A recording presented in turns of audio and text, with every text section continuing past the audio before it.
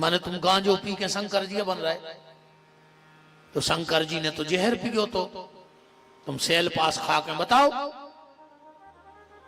शंकर जी तो सांप लिपटाए, तुम 10-20 छिपकली की माला पहन लो। भगवान शंकर भांग पीते नहीं है, ध्यान से सुनना। जो भी विद्वान बैठे हों, यजुर्वेद में भांग के बारे में लिखा आया है, और वहां लिखा क्या है? ओम विजयम धनु कपर्दिनो विशल्यो बाण बामुतो अनेसन्नस्जा आभूरशः निखंगधि।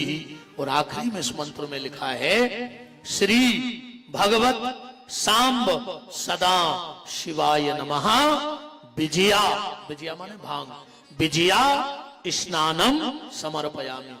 भगवान शंकर भांग पीते नहीं हैं, भांग से स्नान करते हैं।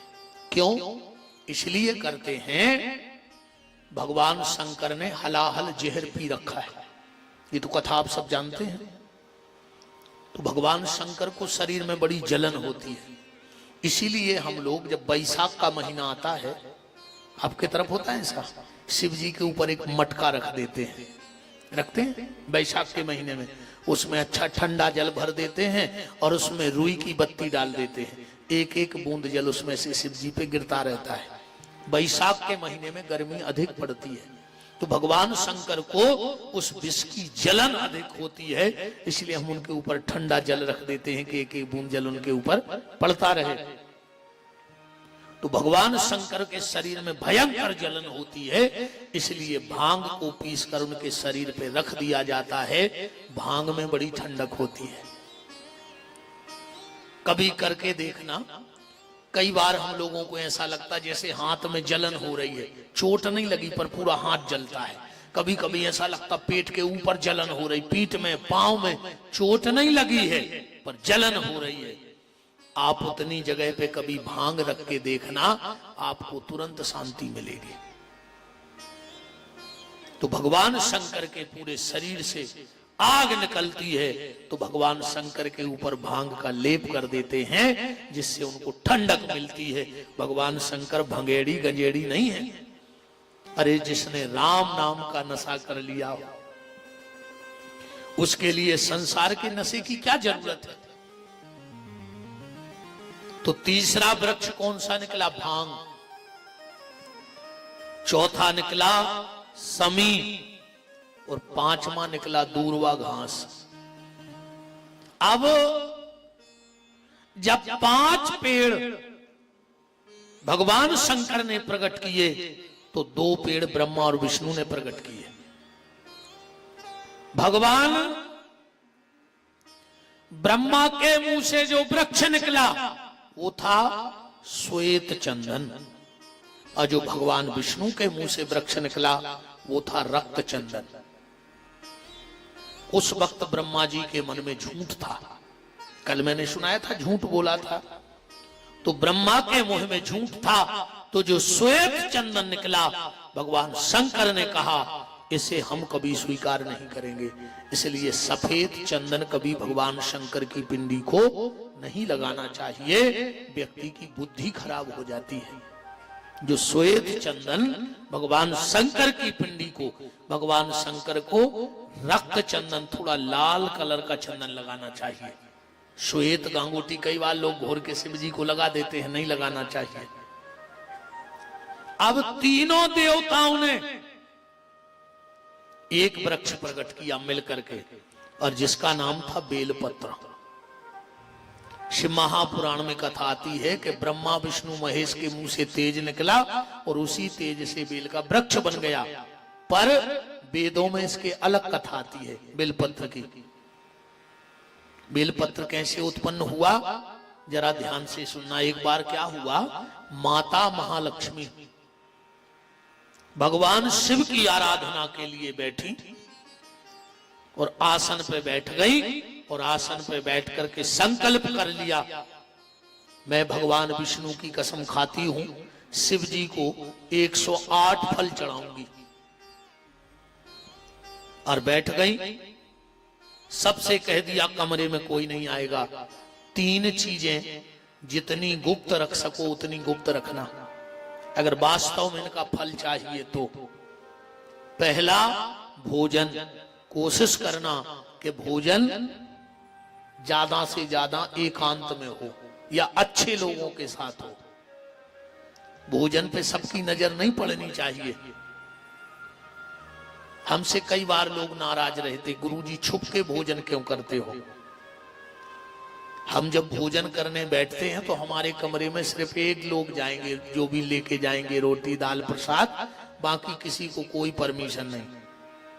हमने कभी बैठ के पंक्ति, कभी साधु समाज में बैठ के जरूर करते हैं, पर हम पंक्ति नहीं करते। अब बुरा लगे तो और भला लगे तो। भोजन गुप्त होना चाहिए। पर आजकल तो गार्डनों में आ गओ भोजन, कैसे तुमने खा लेते। आधा घंटा बाद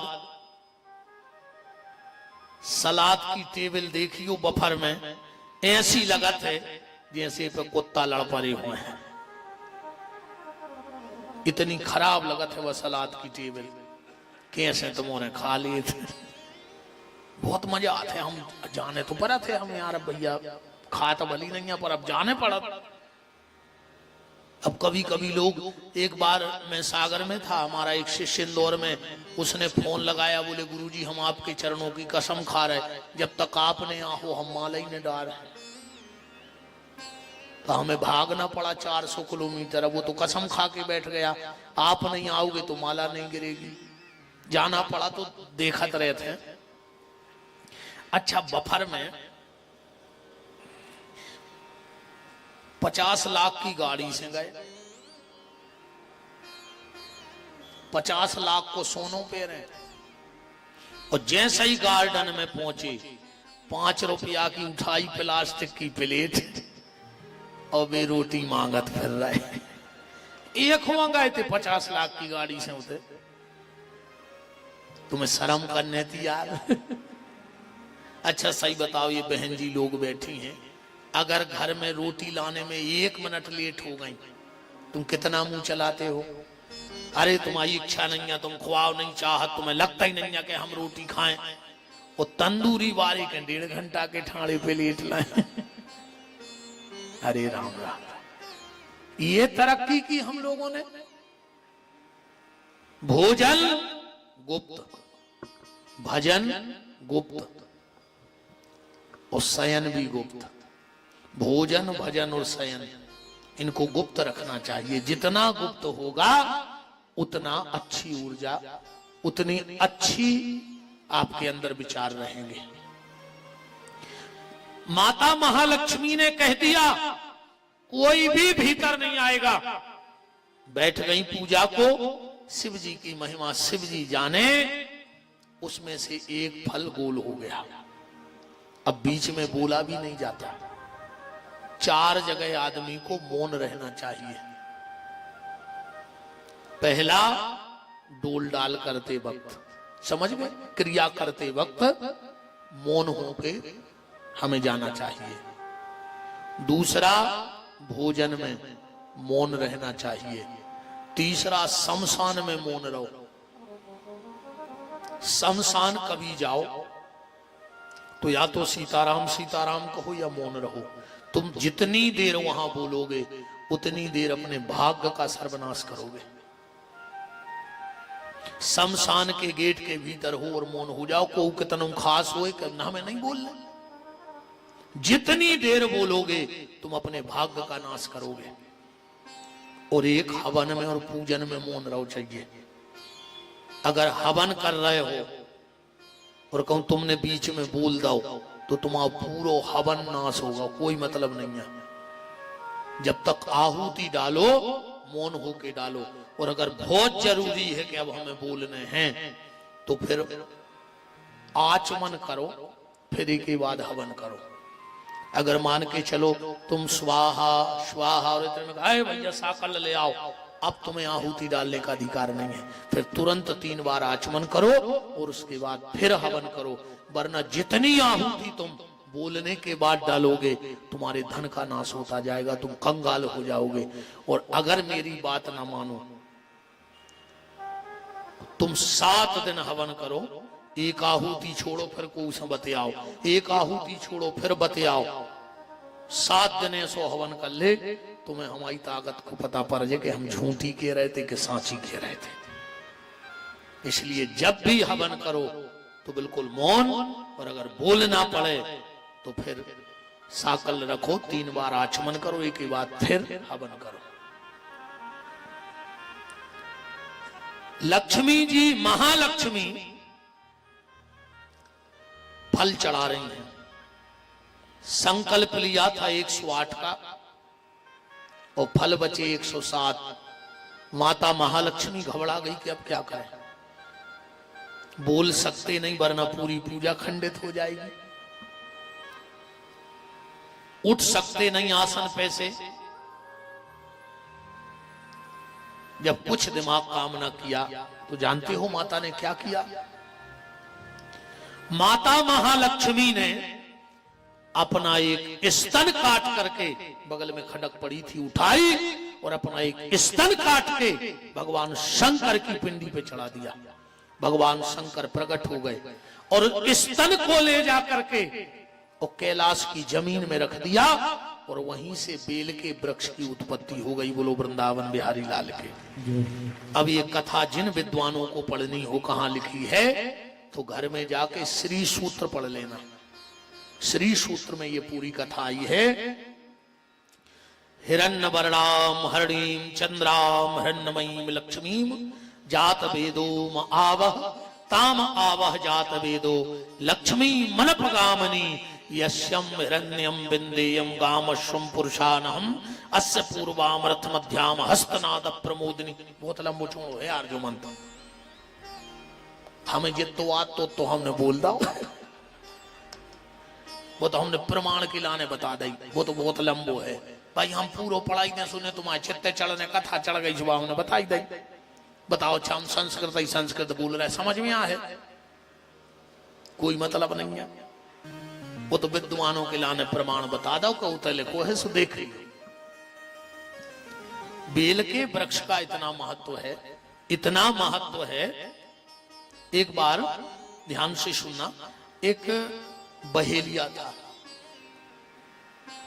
बिल्कुल सीधा सच्चा भोला भाला, ज्यादा पूजा पाठ नहीं, जानता ही नहीं था पूजा होती, वो भगवान ही को नहीं जानत तो। पर उसका एक नियम था कि जब तक अपने बूढ़े माँ बाप को रोटी नहीं खिला देता था तो रोटी नहीं खाता था। और मुझे लगता है कि उसकी ये सबसे बड़ी पूजा है, सबसे बड़ी पूजा है। न तुम कितना भोग लगाते रहो घरे, अको माँ बाप भूखे बैठे। अब आजकल जिंदा में बाप को पानी नहीं देता आदमी, वो मर जात सो जे रसगुल्ला बनवाओ तेरे ही में पूरे जितने दरुआ रिश्तेदार रहे सबको जोड़ ले। बाप मर गया भूखो, वो दरुआ खा रहा है जे रसगुल्ला। अरे भैया तेरा ही बिल्कुल कर पाओ चाहे न करियो, संसार को खुआ पाओ चाहे बिल्कुल न खुआइयो, पर माँ बाप को भूखे ने मरन दियो तो समझ लियो तुम्हारे सब यज्ञ हो गए, न तुम कितना तेरा ही कर ले। अब पितर पक्ष आ रहा कराए दिन, अरे जनगत देखो तुम नदियों पर लाए कोसावे खांगे पोइस पोइस पोइस, वो बाप मर गया प्यासों, अब पानी दे रहे तुम जिगत में तुमने गिलास भर के ने दाऊ कब बेर बांधे रहे, बोला था तेने अलग रहते, अब मूड मुड़ा फिर रहे पूरे गांव के जाने शिवनी भर के जो श्रवण कुमार कहा मर गया हो पापी। और हम तो कहते हैं भगवान हे शिव महापुराण तुम्हारे पांव पर है, इतनी कृपा कर दियो शिवनी बारों पर, जितनी अपनी सास को कष्ट दाएं हो, तुम्हें ऐसी चुड़ैल बहू मिले कि तुम्हारी थुतरी को चर देवे। ऐसे महापुराण इतनी कृपा कर दियो तुम्हें पांव पर है। ये बिहारी पूरी सुनियो, जितनी बहुएं अपनी सास को दुखदाएं हुए, इनको महाडायन बहू मिले, या खून के असुगा रोवे। और हे भगवान, जितने अपने बाप को तुमने तकलीफ दे हो, तुम्हारी औलाद चटके तुम्हारे मुंह में लात मार बीमारी होवे। ऐसी कृपा कर दियो भगवान, और कुछ नहीं चाहने हमें कथा को। जहर सी लग रहे होंगे हम गाय, बातों हम जान रहे हैं, तुम्हारे भी फंसैया। जजमान खुद ही फंस गए कि तुम गाय राय साहब, तुम भी विधायक जी से बजा नहीं कही कि तुम कहां से ढूंढ के ले आए रखो। कही है, कही तो हो यार, या तो बिल्कुल दो मत ने कहा है।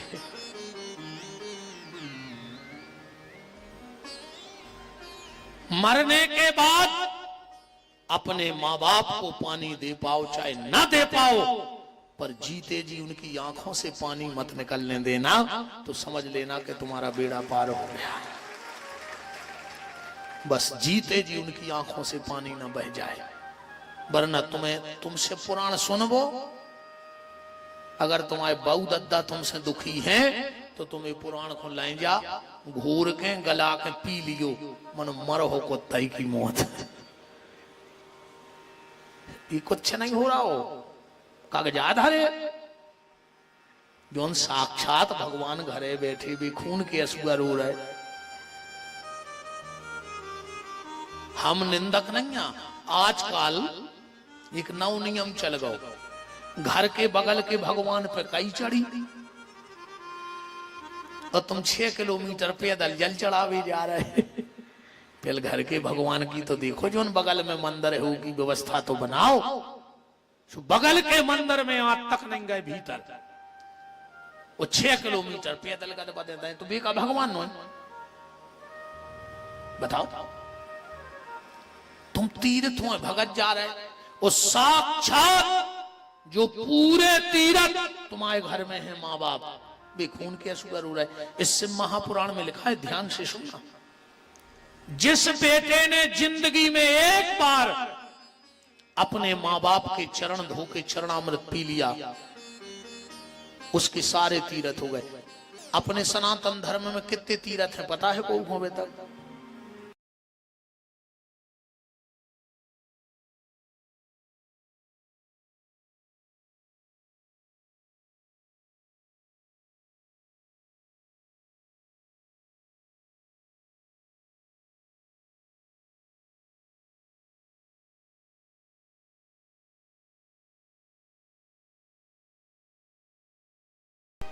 कि जिस पत्नी ने जीवन में एक बार अपने पति के चरण धो के चरणामृत ले लो, वो भगवान के धाम की अधिकारिणी होती है, उसके भी सारे तीर्थ हो गए।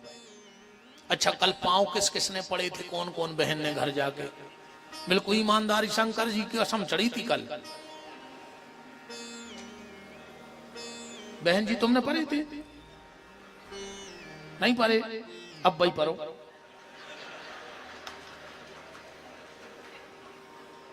और अब सुबह पूजा करके वो कथा के बाद वो जो नियम कहा रोज को, बहन जी तुमने पढ़े थे? चलो, जजमान भी खुश हो गए। देखो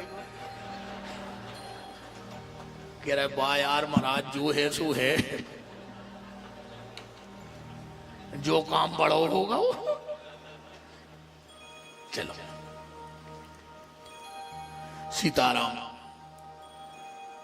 तो वो बहेलिया था, पूजा पाठ नहीं करता था, पर बिना माँ बाप को भोजन कराए भोजन नहीं करता था।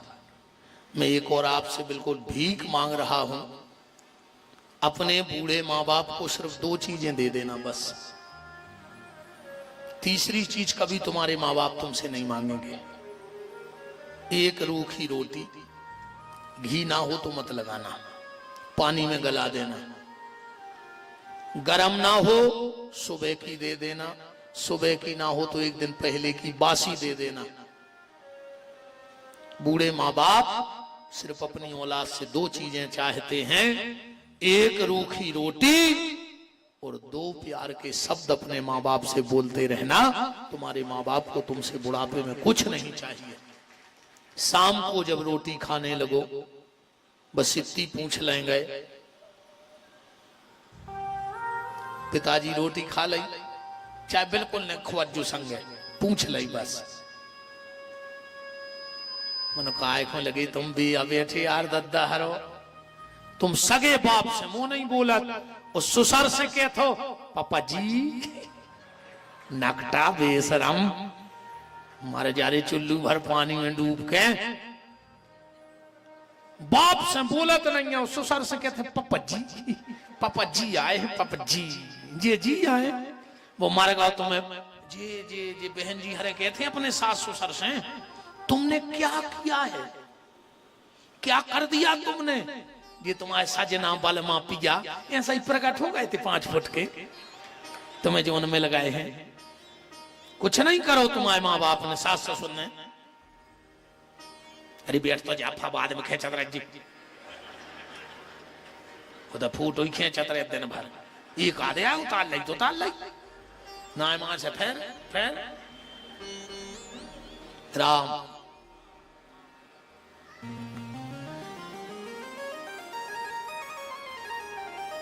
अपने माँ बाप से भोजन को पूछो, पर अब तो भैया कि सासो तीरथ ससुरा तीरथ अतीरथ साला साली है, ओ दुनिया के सब तीरथ झूठे, चारों धाम घरवारी है।